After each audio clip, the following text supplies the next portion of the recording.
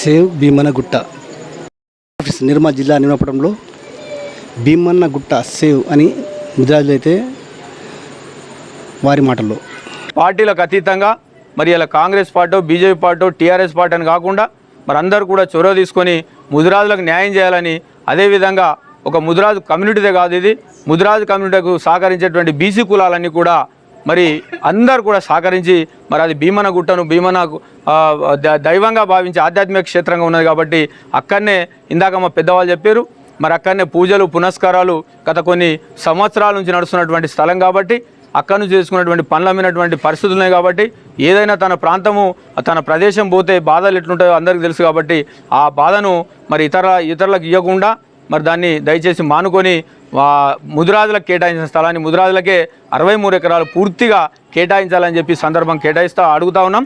అదే కాకుండా ఒకవేళ దీన్ని భిన్నంగా చేసినట్టయితే ఆ పరిణామాలు ఎట్లా ఉంటాయో తీవ్రతరమైనటువంటి పరిస్థితి ఉంటుంది కాబట్టి ఒకవేళ మా భూములను మాకు కేటాయించినటువంటి ప్రకటన రేపు రాకపోతే ఎల్లుండి నుంచి ఇదే వేదిక చెప్తున్నాం, ఎల్లుండి నుంచి ధర్నా కార్యక్రమం అనేటువంటిది నిర్మల్ జిల్లా కేంద్రంలో ప్రారంభిస్తామని చెప్పి తెలియజేస్తా ఉన్నాం.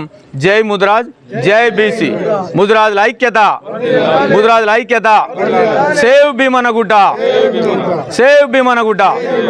దయచేసి ముదిరాజులంతా కూడా ఈ పిలుపు మేరకు అందరూ కూడా ఆడవాళ్ళు పెద్దలు పిల్లలు అనుకుండా అందరూ కూడా ఎక్కువ సంఖ్యలో మరి రేపు 10 గంటలకు కలెక్టరేట్ రావాల్సిందిగా అందరికీ పిలుపునిస్తూ ఉన్నాం.